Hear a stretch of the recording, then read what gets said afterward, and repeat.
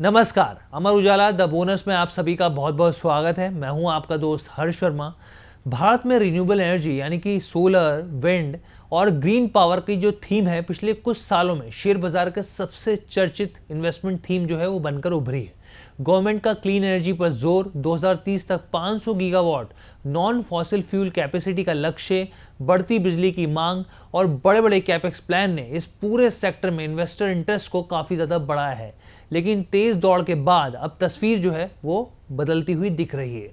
कई renewable energy और power stocks अपने लाइफ हाई से काफ़ी नीचे आ चुके हैं। ऐसे में सबसे बड़ा सवाल कि क्या ये सिर्फ करेक्शन है या फिर रिन्यूएबल जो स्टॉक्स हैं उनमें तेज़ी का पूरा जो साइकिल है वो ख़त्म हो गया है। आइए कुछ आंकड़ों के ज़रिए समझने की कोशिश करते हैं और एक इन्वेस्टर के हिसाब से क्या नज़रिया होना चाहिए वो भी जानने की कोशिश करेंगे। अगर आपके सामने मैं एक पूरी लिस्ट रख दूं तो आप भी भौचक्के रह जाएंगे। यहाँ पे कुछ स्टॉक्स जो अपने लाइफ हाई से किस हिसाब से गिरावट दिखा रहे हैं वो आपके सामने रखते हैं। देखिए, सुज़लॉन की शुरुआत हम लोग सुज़लॉन से ही करते हैं क्योंकि बहुत ज़्यादा जो है रिटेल पार्टिसिपेशन रहता है स्टॉक्स के अंदर। ये अपने लाइफ टाइम हाई से आप देखेंगे वो 90% दिखेगा। वो एक दौर की बात थी जब ये स्टॉक अपने लाइफ टाइम हाई तक गया था। वहाँ से तो बहुत बड़ा करेक्शन आ चुका है, लेकिन अगर आप एक साल के अंदर भी देखेंगे तो करीब करीब 16% ये स्टॉक टूट चुका है।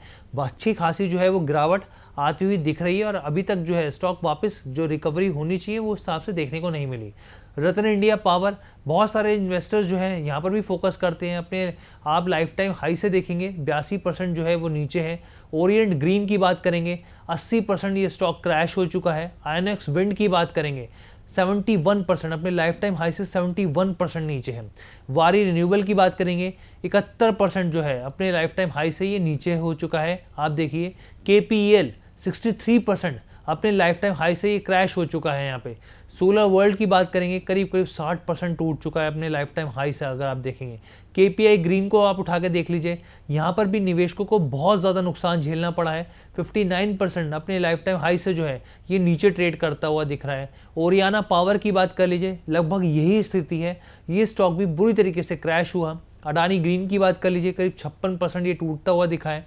एनटीपीसी ग्रीन, एनटीपीसी की सब्सिडरी कंपनी है और बहुत बड़ी बड़ी संभावनाएं दिखाई जा रही थी यहाँ पे, और आप देखिए अपने हाई से जो इसका हाई था वहाँ से 40% नीचे आ चुका है। आईएनएक्स ग्रीन की बात कर लीजिए 32% नीचे है।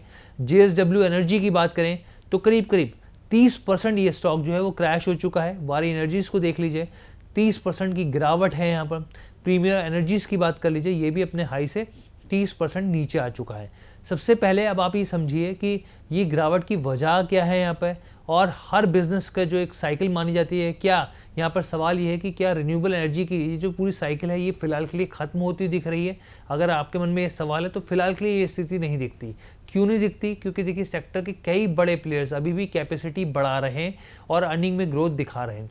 एक एग्जाम्पल के तौर पर मैं अडानी ग्रीन एनर्जी की बात कर लेता हूँ। FY26 में करीब करीब आप ये देखिए 5.05 गीगावाट की नई रिन्यूएबल कैपेसिटी जो है वो कंपनी जोड़ती हुई दिखी है। उसकी ऑपरेशनल कैपेसिटी बढ़कर 19.3 गीगावाट हो गई है।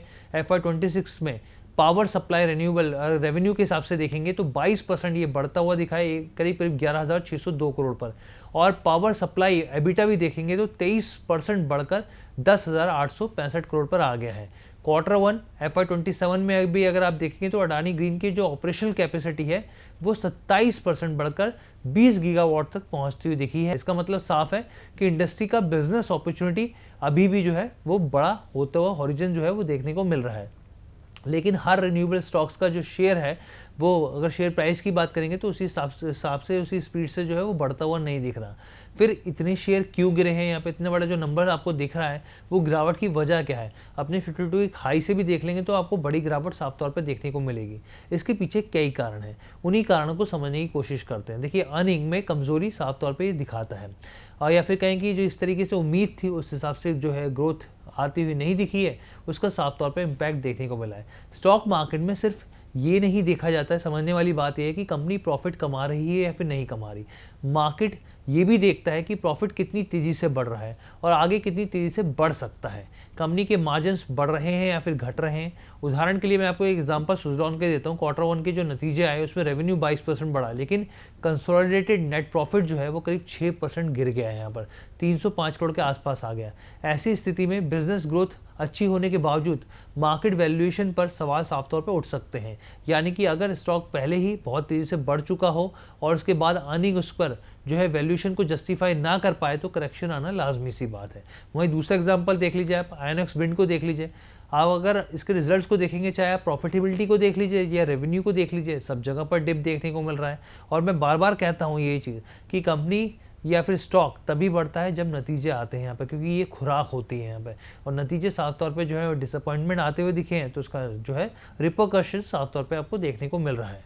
दूसरा, बहुत ज़्यादा जो है नई सप्लाई जो है वो आती हुई दिखी आईपीओ और नई लिस्टिंग के हिसाब से। अगर आप देखेंगे तो देखिए रिन्यूएबल एनर्जी थीम में इन्वेस्टर के जो इंटरेस्ट हैं वो बढ़ने के साथ नई कंपनी के आईपीओ के जरिए मार्केट में जो है वो दिलचस्पी नई जगह पर, अलग अलग जगह पर बढ़ती हुई दिखती है। जब किसी एक सेक्टर में लगातार नई कंपनियां और नए शेयर्स आते हैं तो इन्वेस्टर्स जो है वो, अगर आप देखेंगे तो वो दूसरी कंपनी को चेस करते हैं, तो स्टॉक्स पे जो नज़रिया है, दिलचस्पी है वो बढ़ जाती है। अब जैसे एग्जांपल देख लीजिए, जूनिपर ग्रीन एनर्जी का जो है आईपीओ आया, ये भी इस सेक्टर से जुड़ा हुआ था। अब पहले जहाँ पर चुनिंदा स्टॉक्स में, रिन्यूएबल स्टॉक्स में पैसा लगाया जाता था, वहीं नई लिस्टिंग पर फोकस किया जाता है तो सप्लाई बढ़ जाती है यहाँ पर और डिमांड कई जगहों पर डिस्ट्रीब्यूट होती हुई दिखती है। इसका खासतौर पर असर उन्हीं कंपनियों पर ज़्यादा पड़ता हुआ दिखता है जिनके वैल्यूएशन पहले से काफ़ी ज़्यादा हाई होते हैं। तीसरी बड़ी चीज़ क्या है? इंस्टीट्यूशनल और म्यूचुअल फंड पार्टिसिपेशन। अब इसमें जो है बदलाव देखने को मिलता है। किसी स्टॉक की तेज़ी को लंबे समय तक टिकाए रखने के लिए केवल रिटेल बाइंग काफ़ी नहीं होती है, बल्कि बड़े इंस्टीट्यूशनल इन्वेस्टर्स और म्यूचुअल फंड्स की जो पार्टिसिपेशन होता है वो भी काफ़ी ज़्यादा महत्वपूर्ण होता है।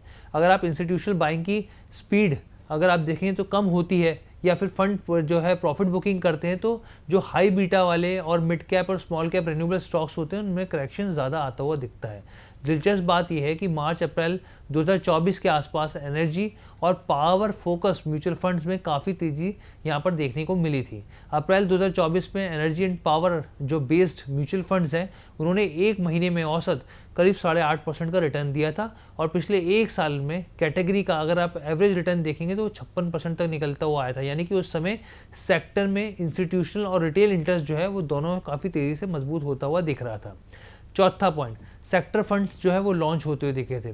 क्या मार्च 2024 का असर देखने को मिला? ये एक सवाल है, इसको समझने की कोशिश करते हैं। इस पॉइंट को थोड़ा सावधानी से समझिएगा। देखिए 2024 की शुरुआत में या फिर 2024 के अगर आप देखेंगे यहाँ पर 3-4 महीने के अंदर तो एनर्जी और पावर थीम में रिटर्न्स मजबूत थे यहाँ पर, जिसके बाद इस सेक्टर में इन्वेस्टर इंटरेस्ट और नए फंड्स जो है वो लॉन्च होते हुए दिखे थे। उदाहरण के लिए एसबीआई एनर्जी अपॉर्चुनिटी फंड जो है वो फरवरी में लॉन्च हुआ था। वहीं अप्रैल में अगर आप देखेंगे तो एक ईटीवी की रिपोर्ट साफ तौर पे कहती है कि एनर्जी एंड पावर फंड्स ने पिछले एक महीने में अगर उस हिसाब से देखेंगे उस समय तो 8-8.5% के रिटर्न दिए, 6 महीने में 29% के रिटर्न बना के दिए और बाद में ICICI Prudential energy opportunity fund को भी देखेंगे जो कि जुलाई में लॉन्च हुआ था और तमाम तरह के फंड्स लॉन्च होते हुए दिखे। अब ये ज़रूरी नहीं कि भाई फंड लॉन्च हुए तो उन्होंने सीधा मार्केट रैली को जो है वो जन्म दिया, लेकिन ये यहाँ पे महत्वपूर्ण बात ये हो जाती है समझनी कि जब किसी सेक्टर में रिटर्न्स मजबूत होते हैं तो इन्वेस्टर इंटरेस्ट, नए प्रोडक्ट्स और एक्सपेक्टेशन जो है तीनों बढ़ने लगते हैं और यहीं से वैल्यूएशन रिस्क जो है वो पैदा हो जाता है। जब फ्यूचर ग्रोथ की उम्मीदें बहुत ज़्यादा हो जाती हैं तो अर्निंग में मामूली से डिसअपॉइंटमेंट भी करेक्शन की बड़ी वजह बन सकता है। यानी कि फंड लॉन्चेस को रैली का कारण मानने के बजाय इसे बढ़ते इन्वेस्टर इंटरेस्ट और बुलिश सेंटिमेंट्स का एक संकेत के तौर पर इसको देखा जा सकता है।